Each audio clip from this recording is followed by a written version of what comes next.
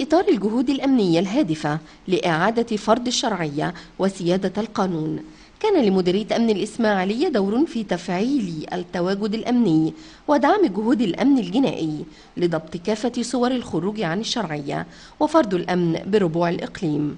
وقد تمكنت الإدارة العامة لمباحث المخدرات بالاشتراك مع مديريات أمن بورسعيد والإسماعيلية ودمياط من ضبط 334 صاروخ RPG أرض وأرض جو في مدن دمياط والإسماعيلية وبورسعيد.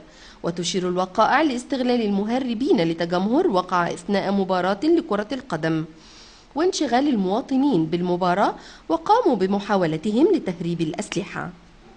وفي مجال ضبط المواد المخدرة وعقب تقنين الإجراءات، تمكنت حملة أمنية من القبض على 5 من المتهمين بحوزتهم كميات من مخدر البانجو والحشيش والأقراص المخدرة، وتم التحفظ على المضبوطات، كما تم ضبط أحد المتهمين وشهرته أوزو وبحوزته 3 لفافات متوسطة الحجم من نبات البانجو والمخدر تزن حوالي نصف كيلو جرام. وفي هذا السياق تم أيضا إلقاء القبض على 4 متهمين يحملون المخدرات، أخطرهم المتهم الشهير بخنوفة، حيث عثر بحوزته على 5 كيلوغرامات من نبات البانجو وسلاح أبيض. وتم القبض على 3 متهمين آخرين بحوزتهم أكثر من 21 قطعة من لفافات البانجو والحشيش تزن أكثر من 2 كيلوغرام. وأيضا تمكن ضباط وحدة مباحث مركز أبو سوير من ضبط أحد المتهمين بحوزته 39 لفافة متوسطة الحجم من نبات البانجو المخدر بلغ وزنها 5 كيلوغرامات. وفي إطار إحكام السيطرة على المنافذ الحدودية أعلى المجرى الملاحي لقناة السويس، تم ضبط كمية كبيرة من المواد البترولية المدعمة قبل تهريبها إلى الجانب الشرقي لقناة السويس لبيعها بالسوق السوداء.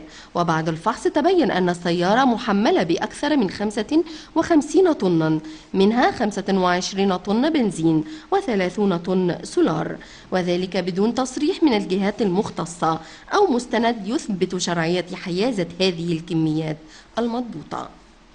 وفي مجال ضبط الأسواق، تمكنت مباحث التموين بالإسماعيلية من ضبط نصف طن منظفات صناعية مجهولة المصدر، وضبط 72 عبوة سجائر أجنبية مجهولة المصدر، وضبط 3 قضايا إنتاج خبز بلدي ناقص الوزن وقضية إنتاج خبز غير مطابق للمواصفات. وتم أيضا ضبط المسؤول عن شركة المواد الغذائية لتخزين 4 طن من اللحوم المستوردة منتهية الصلاحية وغير صالحة للاستهلاك قبل طرحها بالأسواق الشعبية.